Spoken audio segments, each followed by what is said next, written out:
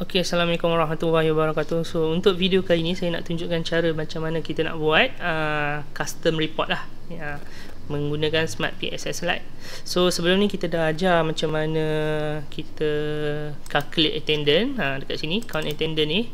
So ni memang step yang saya kata wajib lah untuk calculate sebelum kita generate report. Tujuannya untuk memastikan data-data yang ada dekat dalam device tu dia tally dengan rule yang kita dah set. Okay, so untuk video kali ni kita teruskan.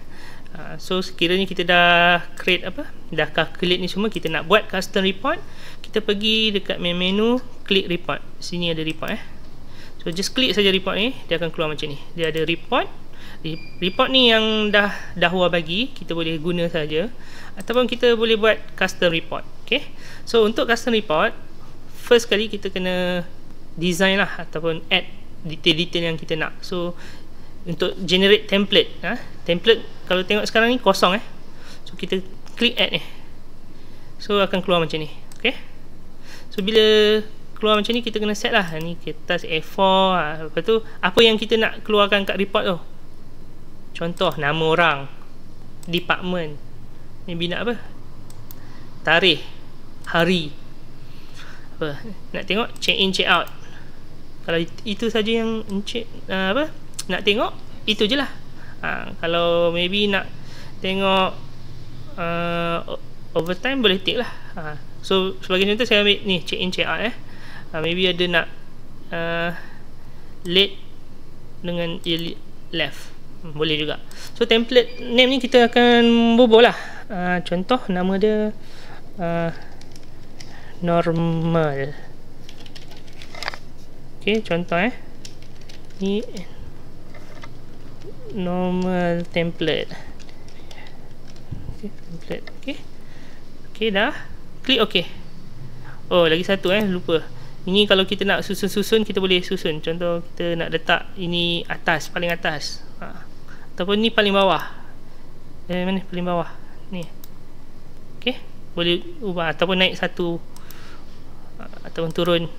Benda ni boleh ubah. Alright, klik OK. So dia akan keluar kat sini. Alright, bila dah keluar kat sini, kita boleh add lah kat bawah ni report yang kita nak lah.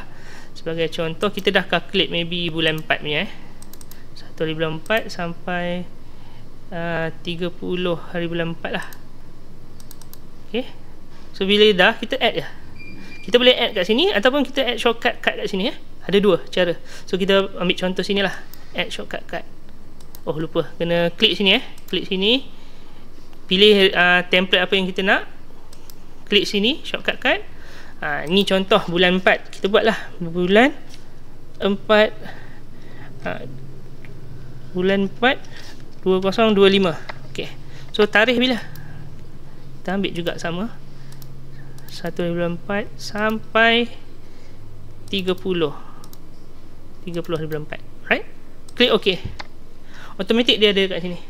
Right, so bila dah ada sini, kita just double click je untuk tengok, dia akan ada lah. Tekan next ni untuk next. Dah ada lah orang, nama orang Okay, so ini dia punya report untuk generate lah. Contoh kalau bulan 5 macam mana, next bulan 5 sama juga, add shortcut sini, tulis lah bulan 5 2025. So ini kita buat lah 1 hari bulan sampai 30 hari bulan 31 hari bulan 5. Klik OK. So dia akan keluar kat sini. Itu sama juga, double klik. Tapi sebab ini baru 1 hari bulan, so data tak ada. Alright, itu saja untuk video kali ini. Sekian, terima kasih.